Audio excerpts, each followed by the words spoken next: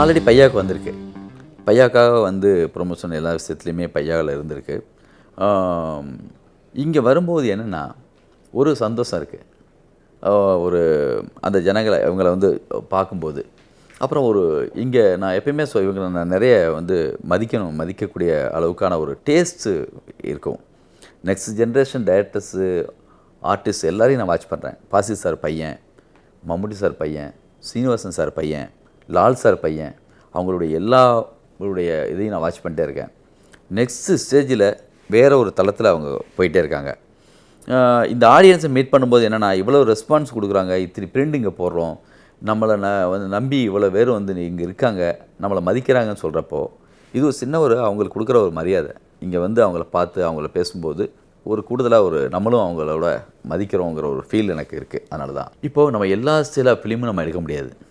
இப்போ நம்ம ஒரு வேறு கேட்டகரியில் வேறு டைப்பில் போயிட்டுருக்கு பிஸ்னஸ் ஆர்டிஸ்டுடைய காம்பினேஷன் அப்படி. ஆனால் நம்மளுக்கு நான் சொன்ன மாதிரி ஒரு சின்ன படங்கள் மேலே ஒரு பெரிய அது மேலே ஒரு அன்பு இருக்குது.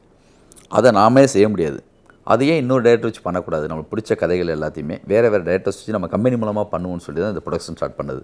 இன்றைக்கி என்னை விட எங்கள் எல்லாரையும் விட திருப்பதி பெருசாகிடுச்சு. வரிசையாக இந்த வருஷத்துலேயே பார்த்தா கோலி சோடா, மஞ்சப்பை, சதுரங்க வேட்டை, இப்போ அடுத்த அஞ்சான், இன்னொரு அஞ்சானுக்கு பிறகு ஒரு 4 படம் இருக்குது இந்த வருஷத்துலேயே. அது கும்கியில் பையாவில் ஸ்டார்ட் பண்ணது. அதுக்கு முன்னாடி தீபாவளி, பட்டாளம், இப்படி போய் இன்றைக்கி போன வருஷம் வழக்கேன் அந்த கும்கி ஹிட்டு, இந்த வருஷம் 3 ஹிட்டு ஆல்ரெடி மீட் பண்ணியாச்சு. அடுத்த அஞ்சான் கமல் சாரோட ஒரு படம், ரா ராஜசேகர்னு சொல்லிட்டு பாலசக்திவேல் சாரோட ஒரு படம், இடம்பொருள் ஏவல்னு சொல்லி சீனி ராமசாமியோட ஒரு படம், பொன்ராம் டைரக்ஷனில் சிவகார்த்திகேயன் நடிக்கிற ரஜினி முருகன் படம், அப்புறம் நான் தான் சிவான்னு சொல்லிட்டு பன்னீர்செல்வம் என்னுடைய உதவியாளர் பண்ணுற ஒரு படம். ஒரே நேரத்தில் ஒரு கம்பெனியில் இத்தனை படங்கள் பண்ண முடியுமான்னு எங்களுக்கே பிரமிப்பு. அது என்னென்னா நம்மளுக்கு ஒரு டேஸ்ட் இருக்குது. அது அந்த டேஸ்ட்டாக பல வெரைட்டி படங்கள் தான் பார்த்து நம்ம லைஃப்பில் வந்திருக்கோம். எல்லா டைப்பும் நம்ம எடுக்க முடியாது. ஆனால் எடுக்கக்கூடிய ஆட்கள் நம்ம சினிமா தவிர்த்து வேறு எதுவுமே தெரியாது. சினிமா ஃபுல்லாக சினிமா சின்ன வயசுலேருந்து அது இப்போ கண்டினியூ ஆகுது. யாராவது சின்ன வயசில் என்னவாக போகிறோன்னு சொல்லி கேட்டால் விவரம் தெரியாத வயசுலேயே அந்த டைரக்டர் ஆகுன்னு சொல்லும். ரைட்டிங் பிடிக்கும், ஆனால் இந்த டைரக்ஷனுங்கிறது ஒரு பெரிய ட்ரீம். இன்னும் அதை சரியாக கற்றுக்கிட்டோமா, அதை முறையாக அந்த ஆயுதத்தை பயன்படுத்துகிற மாதிரி கூட எனக்கு தெரியாது. ஆனால் அதை நோக்கி நகர்ந்துட்டுருக்கோன்னு மட்டும் தெரியுது. நான் நினச்ச சீனை நினச்ச மாதிரி ஆல்மோஸ்ட் அதை கன்வே பண்ண முடியுதுன்னு எனக்கு தோணுது. இது பெரிய மாபெரும் வேலை.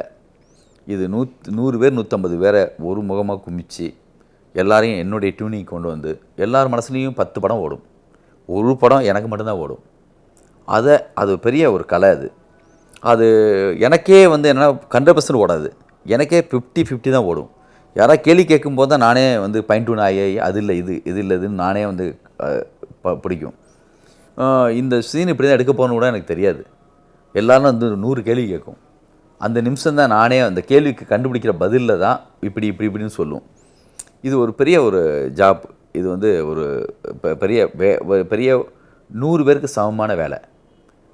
அதை வந்து அதில் நிறைய ஹார்ட் ஒர்க் இருக்குது. ரசித்து அனுபவித்து செஞ்சிட்ருக்கு. ஏன்னா ஆர்டிஸ்ட்டு அவங்க என்ன தான் நம்ம கதை சொல்லியிருந்தாலும் அவங்க பெர்ஃபார்மன்ஸை காட்டணும்னு ட்ரை பண்ணுவாங்க. காட்டாமல் வைக்கிறது கூட ஒரு டைரக்டரோட வேலை. அப்புறம் எவ்வளோ வேணும் வேணான்னு சொல்லி குறைக்கிறது, கூட்டுறது, இவ்வளோ போதும்னு சொல்கிறது, அதுவும் ஒரு டைரக்டர் வேலை. அது சரியான ஆர்டிஸ்ட் வந்து அதை ஃபீல் பண்ணுவாங்க. இது வந்து கரெக்டாக நம்மளை வந்து கண்ட்ரோல் பண்ணுறாங்க, இது போதும்னு சொல்கிறாங்க, நம்ம எமோஷனை கரெக்டாக வெளியில் கொண்டு வராங்க. அது வந்து ஒரு சரியான டைரக்டர் ஒரு டைரக்டர் ஜாயின் பண்ணும்போது அதை சரியாக நீங்கள் பார்க்கலாம். ஒரு நாயகன் மாதிரி படத்தில் மணிரத்னம் மாதிரி ஒரு டைரக்டர், கமல் சார் மாதிரி ஒரு ஆர்டிஸ்ட்டு, அந்த 2 பேரும் அந்த ஹைட்டு. அதனால் அது அப்படி ஒரு படம் நம்மகிட்டேருந்து வருது. அப்படி தான் பல படங்களில் அந்த டைரக்டரும் அந்த ஆர்டிஸ்ட்டும் கரெக்டாக மைண்ட் செட்டில் இருக்கும்போது டிரான்ஸ்மிட் ஆகும். அது நான் முதலேருந்து நான் சொன்ன மாதிரி பரதன் சாருடைய நிறைய பரதன் சார் படங்கள் பிடிக்கும். ஆவாரம்பூ, அப்புறம் தேவர் மகன். தமிழ் டைரக்டர்ஸால் கூட அப்படி ஒரு பதிவு செய்ய முடியாத படம் பரதராஜ சார்லாம் பண்ணியிருக்காங்க. இருந்தாலுமே அவங்க பண்ணால் அந்த ஊர்லேயே பிறந்து வளர்ந்தவங்க, அந்த கல்ச்சரில் இருந்தவங்க, ஒரு மலையாளத்துலேருந்து வந்து மதுரை மண்ணை புரிஞ்சுக்கிட்டு அப்படி ஒரு அடையாளமான ஒரு படத்தை எனக்கு தமிழ் சினிமாவுடைய லேண்ட்மார்க் மூவி, அடையாளமான மூவி. ஒரு படத்தில் லெஃப்ட்டும் ரைட்டும் கரெக்டாக இருக்கும். ரைட்டப் விசுவலும் டயலாக் ஸ்டைலாக எல்லாமே ஒரு பேலன்சிங்கான படம்னு பார்த்தா எனக்கு பிடிச்ச பெஸ்ட்டு ஃபிலிம் தேவர் மகன் தான். அது எடுத்தது பரதன் சார். அவங்கள வந்து எனக்கு ரொம்ப பிடிக்கும். அதே மாதிரி பாசில் சார் வந்து அவங்க ரொம்ப பெருசாக மேக்கிங் பண்ண மாட்டாங்க. ஆனால் நம்ம ஸ்க்ரீனில் போய் உட்காந்தோம்னா அப்போ வருஷம் 16, பூவே பூச்சுடவா, இதெல்லாம் நம்ம திரும்ப திரும்ப பார்க்கலாம். காதலுக்கு மரியாதை நான் வந்து 50 தடவை பார்த்துருக்கோம். 50 தடவையும் கிளைமேக்ஸ் ஆடும். அது வந்து என்னென்னா அது ஒரு ஸ்ட்ராங்காக வந்து அது மனசு இருக்கும். அந்த படத்தில் வந்து என்னென்னா ஒரு உண்மை இருக்கும், மனசோட ஒரு அப்ரோச் இருக்கும். அதுதான் அவங்ககிட்ட வந்து எனக்கு ரொம்ப பிடிக்கும். அதேமாதிரி சமீபத்தில் அதுக்கு அடுத்தடுத்து நிறைய நல்ல டேரக்டர்ஸ்லாம் மலையாளத்தில் வந்தாச்சு. சமீபத்தில் பெங்களூர் டேஸ் கூட பார்த்தேன். ரொம்ப அற்புதமாக பண்ணியிருந்தாங்க. மம்முட்டி சார் பையன், பாசில் சார் பையன், அவங்களாம் என்ன பெர்ஃபார்ம் பண்ணுறாங்க.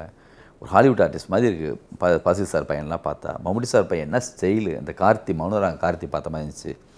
நேரம் படத்தில் நடித்த அந்த பையன் மீனாட்சின்னு சொல்லி பேசிட்டு அந்த பையனுடைய பெர்ஃபார்மன்ஸு நான் எல்லாருக்கும் ஃபோன் பண்ணி சொல்லுவோம். இந்த மலையாள படம் ஒன்று பார்த்தேன்.